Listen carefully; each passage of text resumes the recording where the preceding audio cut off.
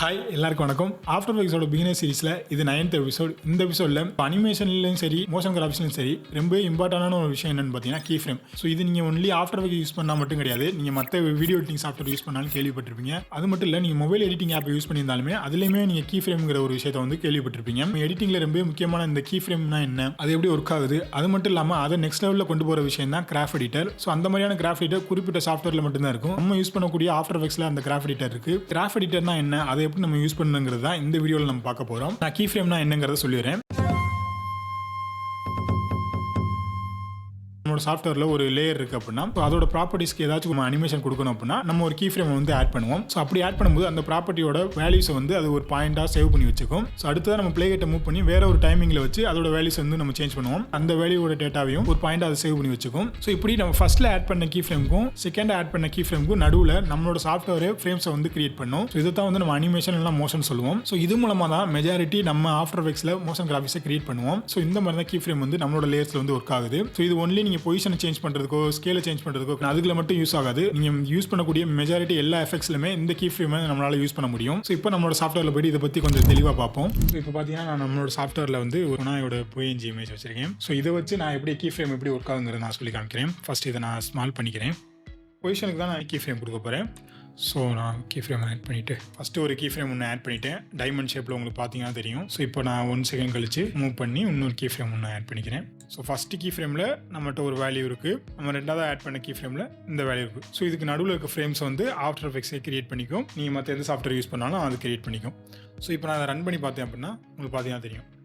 First இருக்க வேல்யூலேருந்து second இருக்க அந்த வேல்யூக்கு வந்து சேஞ்ச் ஆகுது, உங்களுக்கு பார்த்தீங்கன்னா தெரியும். ஸோ இதே மாதிரி நீங்கள் இதோட வேல்யூஸ் சேஞ்ச் பண்ண அந்த டைம் ஸ்பேஸில் வந்து உங்களுக்கு வந்து கீ ஃப்ரேம் வந்து ஆட் ஆகும். இது நம்ம நார்மலாக ஒரு கீ ஃப்ரேம் வந்து ஆட் பண்ணுறது. இதை வந்து நம்ம லீனியர்னு சொல்லுவோம். ஸோ லீனியர் ஏன் அப்படி சொல்கிறோம் பார்த்தீங்கன்னா ஸ்டார்டிங்லேருந்து எண்டிங் வரைக்கும், அதாவது நம்ம ஃபஸ்ட்டு கீ ஃப்ரேம்லேருந்து நம்ம லாஸ்ட்டாக ஆட் பண்ண அந்த கீ ஃப்ரேம் வரைக்கும் கான்ஸ்டண்ட்டாக ஒரே ஸ்பீடில் இருக்கும். இதோட அனிமேஷன் பார்த்தீங்கன்னா ஒரே ஸ்பீடில் இருக்கும். நம்ம இங்கே கொடுத்துருக்க கீ ஃப்ரேமோட டிஸ்டன்ஸை பொறுத்து ஒரு ஸ்பீடு வந்து மாறும். ஸோ இப்போ ஃபஸ்ட்டு கீ ஃப்ரேம் பக்கத்தில் இதை நான் கொண்டு போனேன் அப்படின்னா இப்போ இந்த அனிமேஷன் வந்து எனக்கு வந்து ஸ்பீடாக இருக்கும், பார்த்தீங்கன்னா தெரியும்.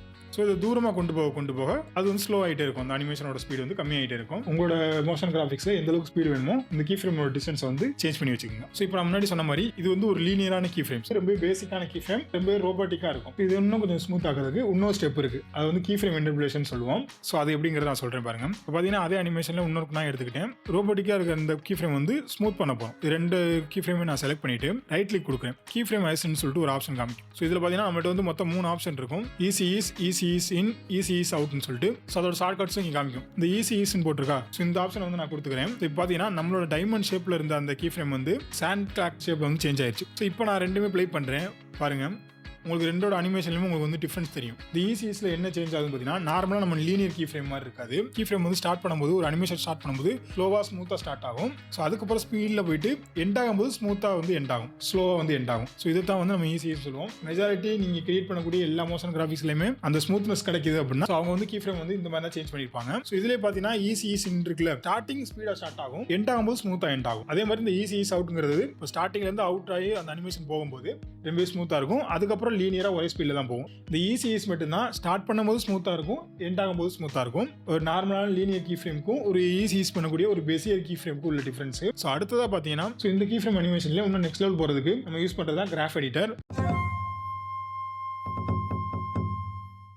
ஈஸிஸ் கொடுத்துருக்கோம்ல, ஸோ அந்த குணாயோட கலரை மட்டும் நான் சேஞ்ச் பண்ணிக்கிறேன். ஸோ நெக்ஸ்ட் ஒரு குணாய் வந்து நான் டூப்ளிகேட் பண்ணிக்கிறேன். இந்த பர்பிள் கலரில் இருக்கிறது வந்து இப்போ நம்ம நார்மலாக கிராஃப் எடிட்டர் யூஸ் பண்ணோம். இது ரெண்டையுமே நான் செலக்ட் பண்ணிட்டு இங்கே பார்த்தீங்கன்னா கிராஃப் எடிட்டர்னு சொல்லிட்டு ஒரு ஆப்ஷன் காமிக்கும் நம்மளோட அந்த டைம் லைனில். ஸோ அதை கிளிக் பண்ணீங்க அப்படின்னா ஃபர்ஸ்ட் உங்களுக்கு வந்து இந்த மாதிரி தான் ஓப்பன் ஆகும். ஸோ இந்த கிராஃப் எடிட்டரில் நம்ம இந்த கீ ஃப்ரேம் வந்து மொத்தம் 2 டைப்ல வந்து எடிட் பண்ணுவோம். ஒன்று வந்து பார்த்தீங்கன்னா வேல்யூ கிராஃப் எடிட் பண்ணுவோம், இன்னொன்று பார்த்தீங்கன்னா ஸ்பீட் கிராஃப் எடிட் பண்ணுவோம். ஸோ இந்த வேல்யூ கிராஃப்ங்கிறது நம்ம இங்கே கிளிக் பண்ணி மூவ் பண்ணுறோம்ல அந்த வேல்யூஸ். ஸோ பார்த்தீங்கன்னா தெரியும் இங்கே உங்களுக்கு சேஞ்ச் ஆகுதா. ஸோ இந்த வேல்யூஸை வந்து இங்கே காமிக்கிற இந்த கிராஃப் மூலமாக சேஞ்ச் பண்ணிக்க முடியும். ஸோ அதை நான் சேஞ்ச் பண்ணேன் அப்படின்னா ஸோ அந்த பொசிஷனோட வேல்யூஸ் வந்து சேஞ்ச் ஆகுது. ஸோ இந்த மாதிரி சேஞ்ச் பண்ணுறது தான் நம்ம வந்து வேல்யூ கிராஃப் யூஸ் பண்ணுவோம். ஸோ ஆனால் நம்ம இந்த கிராஃப் எடிட்டரை யூஸ் பண்ணி வேல்யூஸ் வந்து நம்ம சேஞ்ச் பண்ண போகிறது கிடையாது. ஏன் அப்படின்னா நம்ம ஈஸியாகவே இதை கிளிக் பண்ணி மூவ் பண்ணி நம்ம வேல்யூஸை சேஞ்ச் பண்ணிக்கலாம். அதுபோக நம்பர் வேல்யூஸ் மூலமாகவும் நம்மளால ஈஸியாக சேஞ்ச் பண்ணிக்க முடியும். கிராஃபை வச்சு அதோட ப்ராப்பர்ட்டி வேல்யூ சேஞ்ச் பண்ணுறது ரொம்ப கஷ்டமாக தான் இருக்கும். ஸோ அதனால நம்மளுக்கு இது அவ்வளோ தேவைப்படாது. ஸோ அதிகமாக நம்ம இதில் எடிட் பண்ண போகிறது பார்த்தீங்கன்னா நம்ம கீ ஃப்ரேம்ஸோட ஸ்பீடை தான். ஸோ அதுதான் வந்து நம்ம ஸ்பீட் கிராஃப்னு சொல்லுவோம். ஸோ இங்கே பார்த்தீங்கன்னா உங்களுக்கு எடிட் ஸ்பீட் கிராஃப் சொல்லிட்டு ஒரு ஆப்ஷன் இருக்கும். ஸோ அதை கிளிக் பண்ணீங்க அப்படின்னா இப்போ நம்ம 2 கீ ஃப்ரேம் கொடுத்துருக்கோம்ல,